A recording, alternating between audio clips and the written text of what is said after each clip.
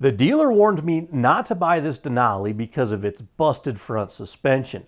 No one else would touch it, but I ignored their advice, bought it anyway, and then fixed it up for next to nothing. And then I immediately modified it. This is a 2018 GMC Sierra Denali, and the real reason I wanted to take it home was under the hood, the 420 horsepower 6.2 liter V8. The truck only has 75,000 miles on it, but somewhere along the way, the front suspension was modified to sit 6 inches lower in the front, which was enough to turn away most buyers. But I wasn't scared because I knew that with a little elbow grease, I could have myself a sporty new daily driver. Ready for the shift? Yeah. I still don't understand, for the life of me, why somebody would lower the front of a truck that already has a factory rake and not lower the back. I don't get it. Maybe they had their reasons, but that's the very first thing that I have to fix because it bugs me. Now, measuring from the ground to the fender, that's kind of how I always judge ride height. The front is 6 inches lower than the back, or you could say the back is 6 inches higher. This is stock, unmodified. That, from what I can tell, it doesn't necessarily mean the front's been lowered 6 inches. There's normally like a 3-inch-ish rake from the factory. So conservatively, the front's been lowered 3 inches and the back hasn't been touched. And I think it looks ridiculous. I kind of like that ride height, actually. I don't know if long-term I want to raise it back up a teeny tiny amount and bring the back down, or who knows, I might get a crazy idea and lift this truck. But for now, this is the very first thing that I have to do. I haven't even filmed anything on the rest of this video, an introduction, nothing. I got the truck last night and we got to start to improve it. So the simplest, cheapest way is right under there. So let's jump right in and at least make a small improvement to the way this truck looks.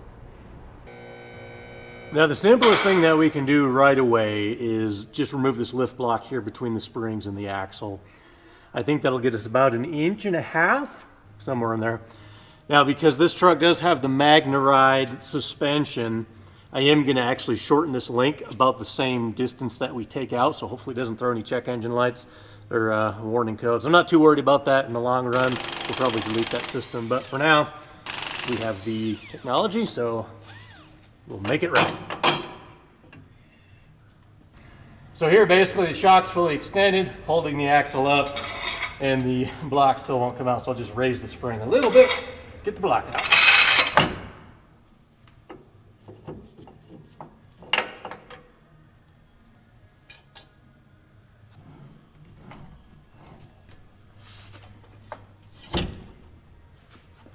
So the official thickness, 1 3/16 inches. Not significant, but step in the right direction.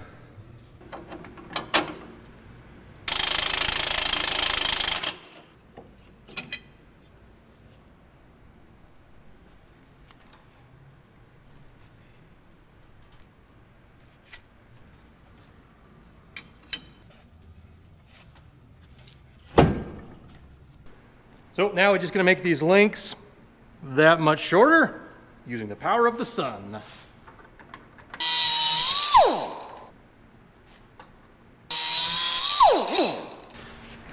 And it wouldn't be an overly complicated, simple project without firing up the TIG welder at least once.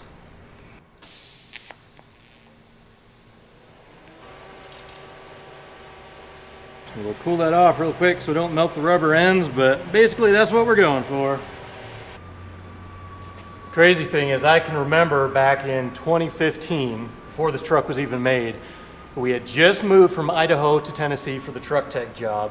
I had just bought a 2010 Silverado extended cab, used pretty much every last penny I had to buy the truck, and I wanted to lower the back. So I can remember pulling the lift blocks out in my apartment complex parking lot with nothing but a floor jack.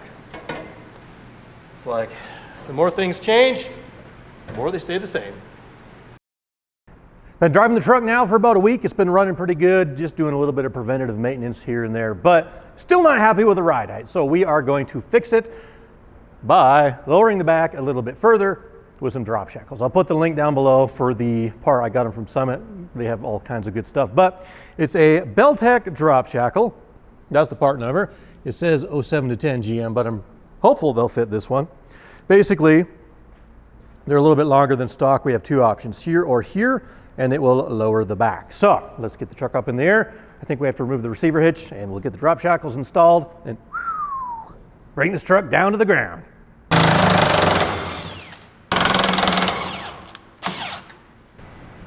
That is a dumb spot for a bolt.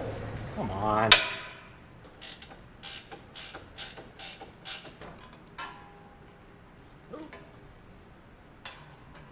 So the reason why we got to take the receiver hitch off is because to get this bolt out, it has to come out backwards, and the hitch is right here. So a few extra minutes worth of work.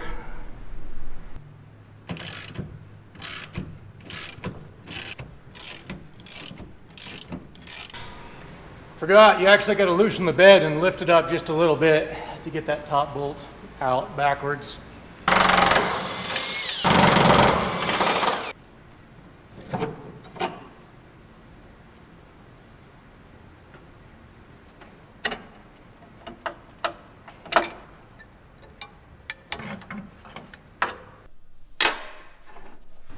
Now there are two different settings on these. We're just going to go straight for the top hole, which will get us the most drop.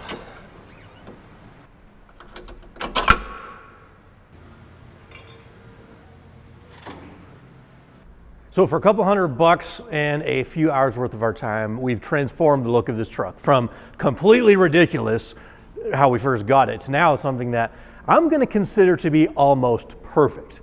I really, really like it. It still has a little bit of a rake to the front, so the only thing I might do, maybe, is raise the front just a teeny tiny bit, maybe like a little spacer or something. I don't know, but I'm probably just going to drive it like this for now because I think it's just about perfect. Pretty simple too, so we have those two-wheel drive Magna Ride Escalade struts up front. No idea how far they drop it officially, probably 2.5, 3 inches from stock. And then out back, we just removed the lift blocks, installed the drop shackle. I didn't show you this, but I did trim the factory bump stops just a little bit to give us a little bit of breathing room, but no need for a C-notch or anything like that. The truck looks perfect. So now, on to the fun stuff. You guys should know by now that I love changing exhausts on pretty much anything. And it's like the #1 upgrade that you have to do on a new daily driver, especially if you've got a 6.2 liter, 420 horsepower V8 under the hood of your truck. You gotta be able to hear it breathe. I mean, the stock exhaust on these trucks, it's boring, it's quiet. So we're gonna upgrade. This right here is a Flowmaster Flow FX catback for the 6.2 trucks. They make one for the 5.3s, that's just a little bit smaller, but because it's for a 6.2, it has 3.5 inch stainless tube, and it has their straight through Flow FX muffler, which this thing is gonna sound awesome. And because of the straight through design and the large diameter pipe, it's actually gonna give us a 16 horsepower and 16 foot-pound of torque bump in power, which is gonna be awesome. So it'll work great now when the truck is stock, and it'll also work great in the future if, for example, I don't know, maybe we want to put a 6.6 L8T under the hood of this thing. Maybe we want to turbocharge it or put in a supercharger cam. I don't know, but either way, this exhaust is going to work great now and later. Do we get lucky or not?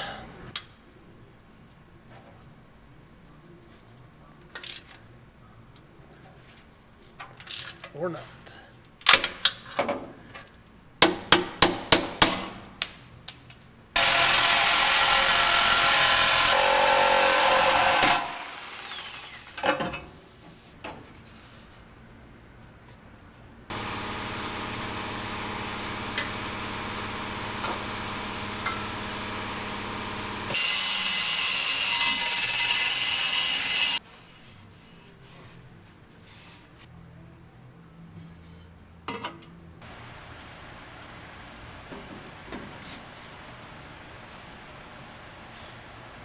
So here's kind of an interesting comparison between the two. The original system, the factory one, it starts out at 3.5 into the muffler where it necks down right there to 3 inch. It exits the muffler at 3 inch, steps back up to 3.5 through the tailpipe, goes into this resonator, and then reduces back down to 3" all the way out the tailpipe. So that's going to restrict flow a little bit, where the Flowmaster system, it's 3.5 all the way in and out, front to back.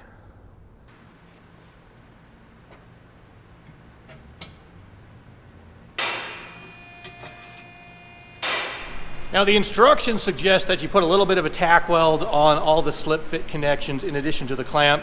That just makes it a little bit more secure, but I figured, what the heck, let's take this even one step further than that and just fully TIG weld the entire seam on the tailpipe here. That way it locks it into place. And I mean, it's me, I love firing up a TIG welder. I don't really need an excuse, so that's what we're doing. So a catback exhaust is definitely something you can tackle in your driveway on a floor jack, jack stands, laying on your back with basic, simple hand tools, you know, maybe a hacksaw. Definitely don't have to weld it like I chose to, but if you want to, it's just like extra assurance.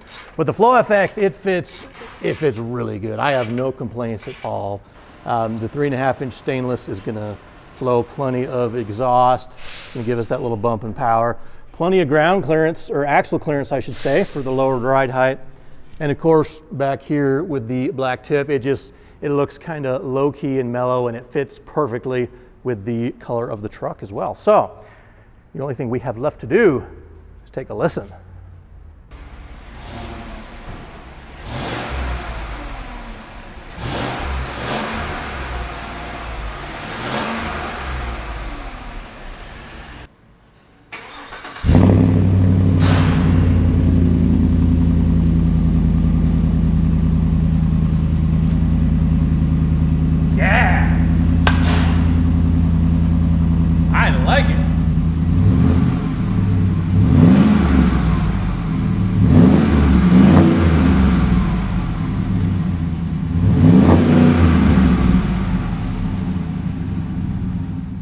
So next up, we're going to be adding some power. And with that exhaust that we put on, we got rid of the active flapper deal.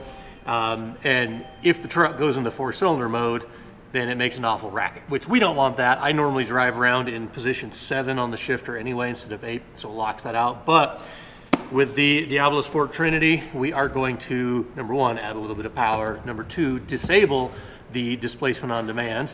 And there's some other adjustments we can make in here too. Normally, I like to do my own custom tuning, but I normally mess with those old, you know, P01 and P59 trucks, where this new stuff, I've never jumped into the tuning, so I'm not gonna start. We're gonna do the programmer route for now.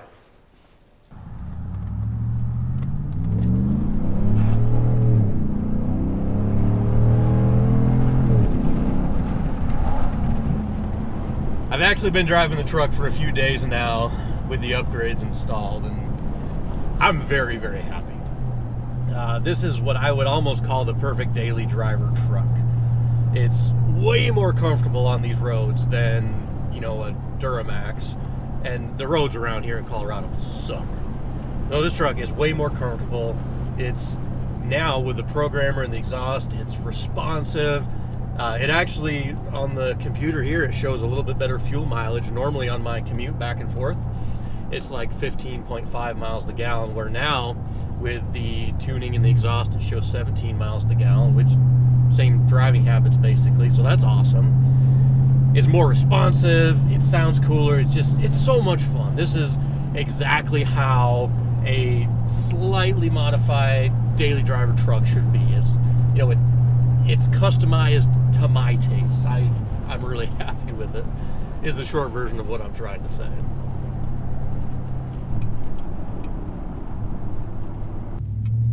You know, getting good fuel mileage is great and all, but if you want to get your best mileage, you can't do this.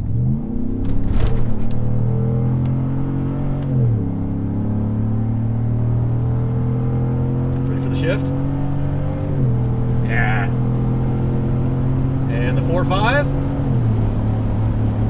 and the speed limit is long gone. Who cares about fuel mileage when you can do that?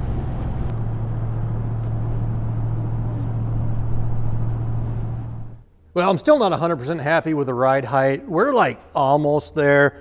but I want to raise the front just a touch. I noticed it is wearing the tires just a little bit funny. I don't know if it's been aligned or not. I'll check that at some point. But I'm just going to install this guy here. Picked it up from Amazon. I'll put a link below. This is a 5/8 of an inch thick spacer. This is going to go in between the strut and the control arm to raise it. But it should raise the ride height by about an inch because of the way that the strut mounts. You're going to get more lift out here than you will at the strut. But anyway, we'll get that thrown in real quick. And then maybe we'll be happy with the ride height for now.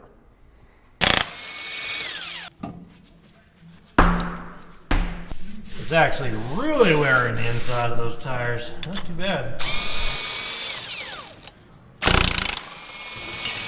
We'll try a bit of a shortcut here. They say you're supposed to pull like the upper ball joint and the sway bar and all that apart to let the control arm come down. But I've been eating a lot of cookies this winter, so I might be able to just do one of these. Yeah, see? Cookies are good for you. Come on, cookie power.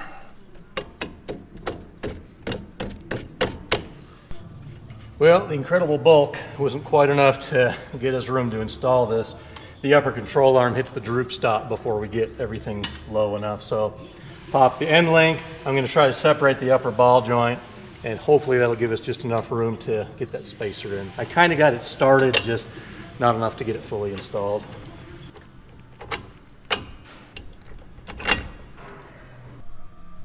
When we first started out with this truck, it had a 6-inch rake, meaning front was 6 inches lower than the back. And that was the whole reason why no one else wanted to even buy this truck, because everyone thought that there was something majorly wrong with it, where in reality, all it had was a pair of 2-wheel drive Escalade front struts in there. And I don't know why whoever previous owner or shop put them in there. Maybe it was laziness, maybe it was incompetence, or maybe they were trying to lower it that much in the front and not the back. I don't know, but right now at least, it's looking perfect. I'm very, very happy with how it turned out. There is only 2 inches of rake now. Those little spacers we put in, it raised it 1.25 inches, so exactly 2 inches lower in the front than it is in the back. Total overall drop from a stock Denali is probably like 2 inches front, 3.5 inches in the back, which for daily driver status, that's like perfect. I am very, very satisfied right now. We'll do an alignment on it at some point just to make sure the tires wear evenly again, but I think raising the front helped that, even more. So it's now officially a daily driver. Now, if you're a true gearhead, you are definitely aware of the phenomenon that I call the daily driver paradox, which is where you get a new vehicle, you're excited about it, you want to use it every single day, but then you want to modify it and customize it and make it your own. And the more that you customize and modify it, the less likely you are to drive it every day, because the build becomes more and more extreme, and sometimes the trade-off is it's a little bit less usable for driving every day.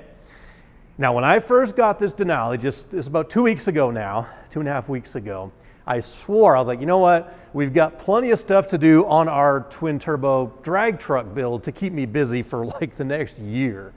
So the last thing I need is another project, but we've already started doing a few simple upgrades to the Denali, and the wheels are turning. And let me tell you guys, once the wheels in my brain start going like this, the plan is kind of set. It's in motion.